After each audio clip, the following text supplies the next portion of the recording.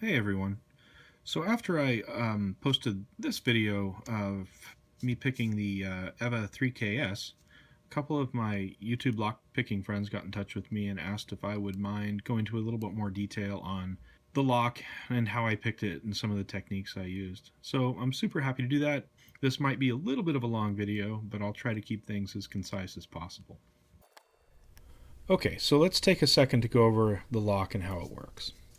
The EVVA 3KS is, at its core, a slider lock. It has 12 sliders, 6 on either side, that interface with 2 sidebars, 1 on either side. Up here is a top bar that is primarily for key control and interacts with these top cuts on the key. The sidebar actually has protrusions that come off of the very front of it, and when the core turns and the sidebar retracts, the sidebar, those protrusions actually interface with this slot here in the key and grab it. So as we're picking it, we have to stay out of the way of those protrusions from the sidebar, else the lock will not open even if we've picked it successfully.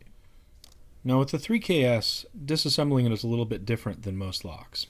Normally what we would do is we'd take the key, put it in, turn it, and we'd be able to push the core out. With this one it's a little different. Put the key in, then remove it, which kind of lines up all the sliders at the tip here, and it usually doesn't go without a little bit of fuss, but if you tap on it, you'll get to the point where it'll slide out. And so then we can pull the core out without turning it at all. So it seems very strange as to why in the world we disassemble the core that way. And the answer is it has to do with how the sliders work and interface with the key. As you put the key in, you can see that this slider here popped up. Now, several of them do that, but what it means is they're riding a little bit higher than the body and therefore cannot go in this way. There's no shear lines in this lock, there are only sidebars. Now, with the core out of the lock, let's take a quick look at the body. As you can see, a little bit better detail here. These ridges that are machined in place allow the allow the sliders to pop up a little bit and rotate inside the body. You can see here a sidebar channel. Up on top is a top bar channel, and on this side is another sidebar channel, and actually on the bottom you see another top bar channel. Okay, so that's the body. Let's go ahead and remove the sidebars and take a look at how the key works in terms of moving the sliders around. Okay, so from here you can see the sliders through the little window that would normally be occupied by the sidebar, and as the key goes in, it's going to move and interact with these little protrusions that you can see down the keyway. It's going to interact with those to move those sliders up and down, and they're going to run in those tracks. And you see once the key goes in, it's 100% lined up, and the lock would open as the sidebars retracted. Interestingly, you can also see right down here is this section of the key. And that is actually occupied when the lock goes to open by this section of the sidebar. So as the sidebar retracts, it actually grabs a hold of the key and prevents it from being removed. What that means to us in terms of picking is that we have to be incredibly careful not to occupy that space with our tension wrench.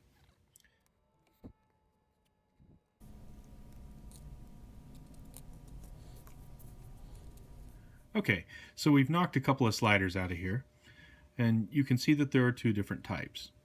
One type has a relatively deep protrusion, a singular protrusion in the middle of the slider here, and the other one has two relatively shallow, comparatively shallow protrusions. They both have a false gate and a true gate. This true gate here is the two deeper cuts, and then of course the false gate is the shallower cut. And the way they work with the key is that they follow these, obviously they follow these tracks, but, and I'm not sure if you can see it in the video, but one of these tracks, this center track here, is deeper than these two parallel tracks. And so the deeper track belongs to these sliders that have the longer protrusion.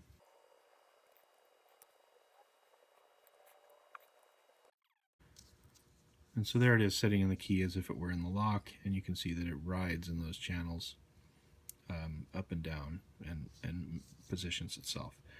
Similarly, the sliders with two protrusions do the same thing, except they follow those two comparatively shallow tracks.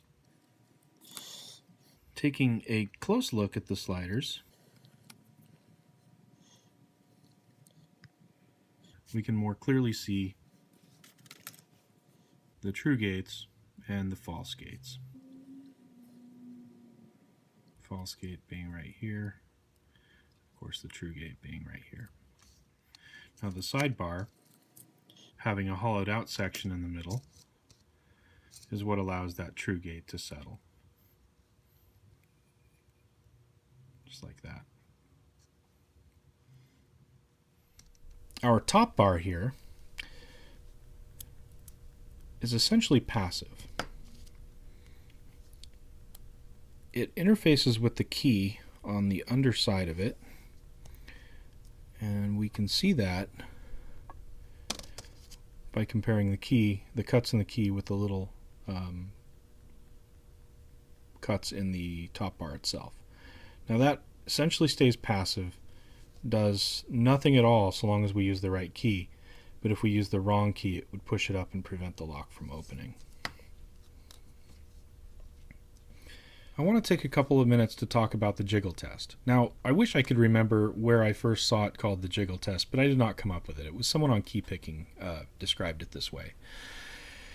It is the secret and the most important skill to learn if you want to move into high security or very difficult locks with sidebars on them. It is the way we are able to pick sidebar locks, and in one way or another it applies to all locks that have sidebars in them. That could be Medeco, ASA, Kwikset Smart Key. So it's worth spending a little bit of time talking about, and this lock is a really good one to demonstrate it with. If we look at the slider, we can see clearly the true gate there. Those are the two deeper cutouts. And if we compare it with the sidebar, we can easily see how it fits. We can also see how it fits into the false gate. Now the thing to remember when you're putting a sidebar into its true gate is it isn't actually fully recessed at the time of your picking it. It's actually kind of hovering there in space.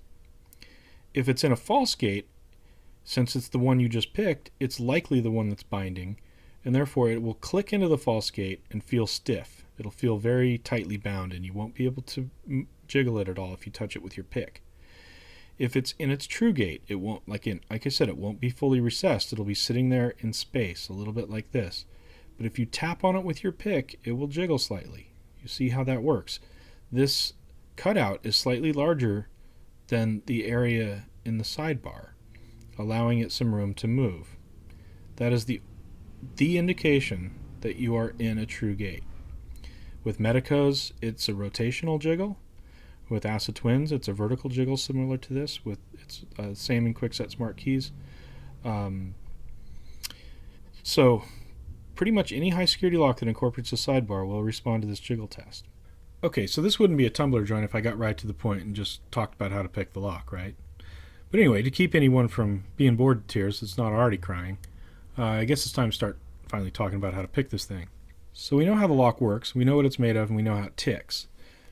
We know what we have to do to open it, and we know what we have to do to avoid getting in our own way. And the first thing is not putting the tension wrench in too far. As I said, if you just put it in slightly, you'll keep yourself from getting in the way of those little sidebar fingers that grab the key, and you'll be able to tension the lock successfully without blocking it when you finally do get it picked. The next thing is to figure out what pick to use. I started off with this Peterson Reach, but fairly quickly found that it was about the same size as the Keyway, and I couldn't get in there and manipulate sliders up and down without interfering with the ones on the opposite side. I actually had a very similar problem with the DeForest Diamond. Finally, I settled on this hook 1, and what I would do, what I found to be the most effective, was to start with all of the sliders down towards the bottom. Got that idea from Lockpicking Lawyer on his MT5 Plus picks. All the pins or sliders towards the bottom, and I would kind of go in at an angle, and using a twisting motion I could lift the sliders up. And then once I got to a 45-degree angle, I could lift them all the way up. This pick did a really good job of getting in behind sliders that were previously set, because inevitably this lock has a binding order, like all do, and sometimes you have to set sliders up front before you set sliders in the back. So this allowed me to reach sliders in the back without impacting the ones up front pretty well. Could also impact sliders on one side without impacting the ones on the other. What this pick did not do very well was give me an indication of whether or not I was in a true gate. Because I was only able to push on the sliders from one direction, it's very hard to tell if there's any movement, if there's that subtle movement to execute the jiggle test. And so what I had to do in order to determine whether or not I was in a true gate was to kind of use all of my senses. The first thing I would do would be to try to tap on it and see if I could feel anything. And more often than not, I could not. I would also listen, and surprisingly often you could hear a very small rattle, a very subtle rattle, and that would be an indication that you were in a true gate. That worked way more often than you would think. And then finally, I would look down the keyway. Most locks, it doesn't do you any good to look down the keyway, but this one is the exception. I believe the Acid Desmo is an exception to that as well.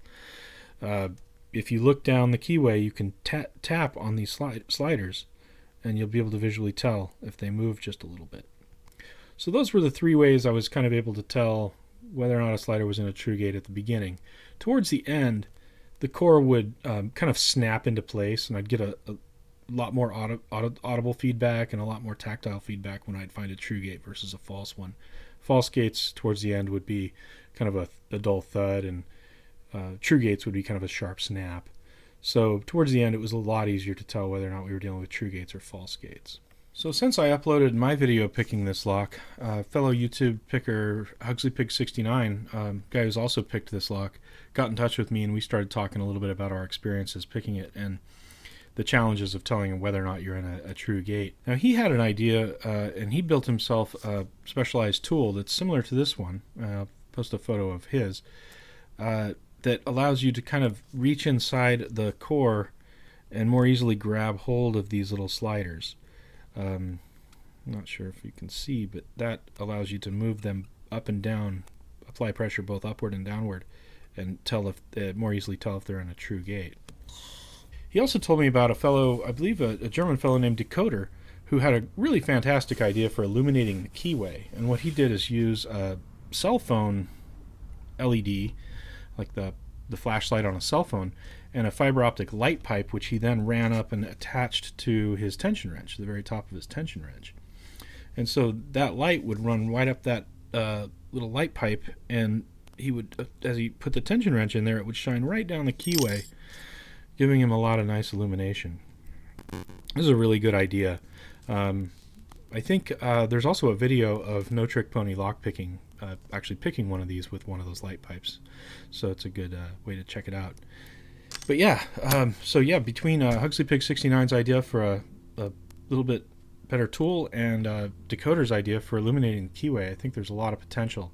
So those are kind of the things that I know about the EVVA 3KS, the things I've learned while going through the process of learning how to pick it, and some of the things I've learned since I made my video based on some friends and fellow pickers who've got in touch with me. I hope this video was helpful and informative, and I hope you enjoyed it. Thank you for watching.